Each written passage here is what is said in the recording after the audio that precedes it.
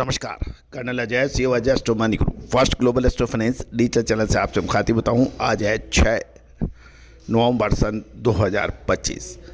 दोस्तों, खबर निकल के आ रही है कि कमजोर मांग के कारण मक्का के भाव कुछ मंडियों में एमएसपी यानी न्यूनतम समर्थन मूल्य से नीचे आ गए हैं। जानिए पूरी रिपोर्ट विस्तार से। दोस्तों, गेहूं, मक्का, बाजरा, अनाज, तिलहन, दलहन, मसाला, अनाज, कपास, मसाले, इन सब पर अग्रिम रिसर्च रिपोर्ट के लिए संपर्क कर सकते हैं। नंबर स्क्रीन पे दिए हुए हैं।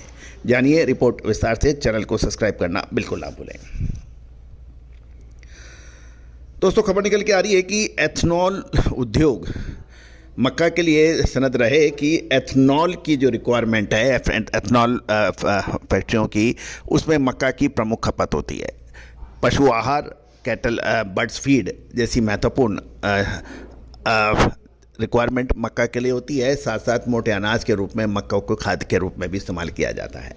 लेकिन टूटे चावल की सप्लाई कमज़ोर भावों यानी न्यूनतम भावों पे होने से मक्का की पिछले सालों में जो रिक्वायरमेंट एथनॉल उद्योग को चाहिए थी वो अब कम हो गई है।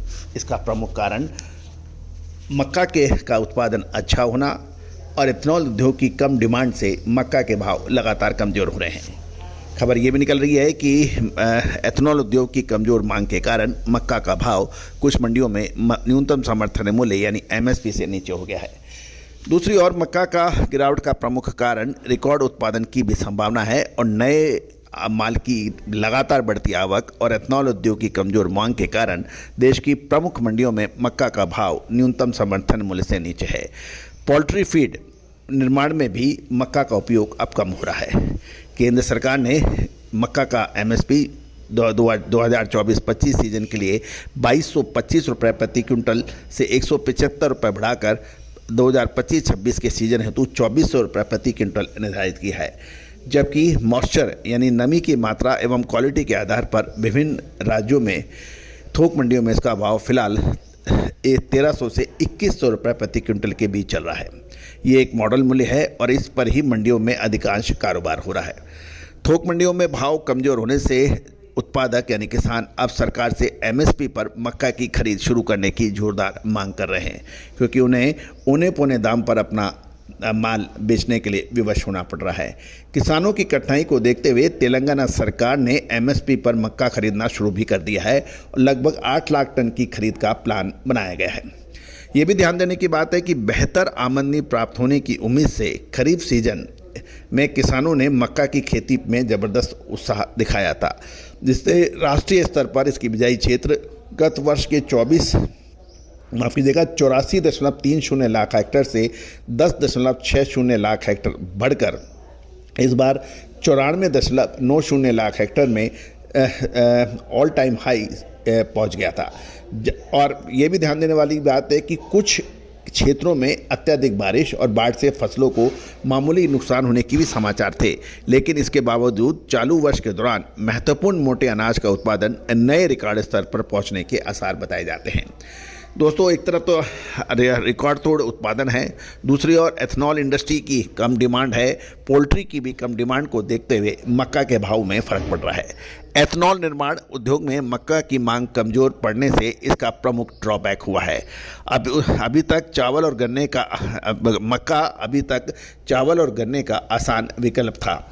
केंद्र सरकार ने 2025-26 सीजन के लिए एथनॉल निर्माताओं को 52 लाख टन चावल का कोटा आवंटित किया।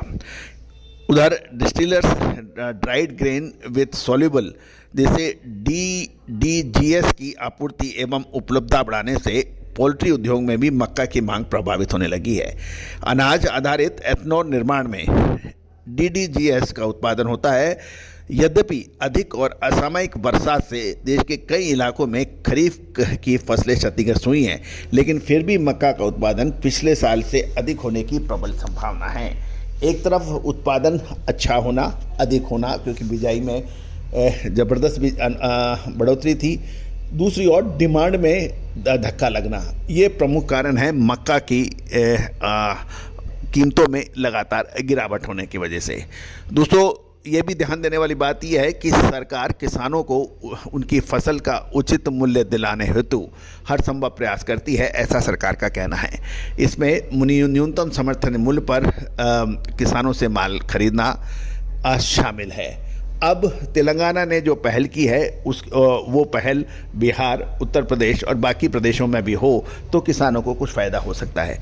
ये भी ध्यान देने वाली बात यह है कि अमेरिका भारत को सोयाबीन और जीएम मक्का का निर्यात करने में आमादा है, और यदि अमेरिका मक्का का निर्यात भारत को करता है, यानी भारत अमेरिका से आयात करेगा, तो ऐसी दशा के अंदर मक्का के उद्योग को धक्का लग सकता है, क्योंकि मक्का के किसान अभी भी परेशानी में हैं, क्योंकि उनको भाव एमएसपी के बराबर भी नहीं मिल रहा है। दोस्तों, आपका क्या कहना है? यदि आप किसान हैं या इंडस्ट्री चलाते हैं, क्या मक्का का आयात होना चाहिए, जीएम मक्का का? एक दूसरा, क्या सरकार को एमएसपी के ऊपर मक्का की खरीदारी बाकी प्रदेशों में भी ऐलान करना चाहिए? तीसरा, क्या जो 52 लाख टन चावल का निर्यात माफ़ कीजिएगा आवंटन एथनॉल इंडस्ट्री को सरकार ने किया है, इसका कितना असर मक्का उद्योग पे पड़ रहा है, या मक्का की पैदावार, मक्का की सप्लाई, मक्का के भावों पे पड़ेगा? क्या आने वाले समय में मक्का की बिजाई जो पिछले साल मतलब जो साल 2025 में बढ़ोतरी हुई है 10 लाख हेक्टेयर की, वो आगे जारी रहेगी? ये जो कुछ प्रश्न हैं उनका उत्तर यदि आप ठीक समझें तो कमेंट बॉक्स में दीजिएगा। All the very best, good luck, happy trading. Sonakshi की रसोई में आज की स्पेशल गेस्ट है मौसमी चैटर्जी जी। ये जी नहीं, मौसमी आंटी। ओके आंटी मौसमी, तो आज आप क्या बनाएंगी? मैं क्यों बनाऊं? मैं तो गेस्ट हूँ, आप बनाओ, हम खाएंगे। एक्टिंग में तो हिट हो, अब खाना बनाओ सुपर हिट। ठाट से बनाऊंगी खाना, है ना द बेस्ट एवरीडे मसाला। आओ बनाते हैं मसालेदार छोले। छोले हर रोज के करी में एवरीडे मसाले, शाही बिरयानी में स्वाद का जायका। पटल पोस्तो और शुष्य इलिश भापा।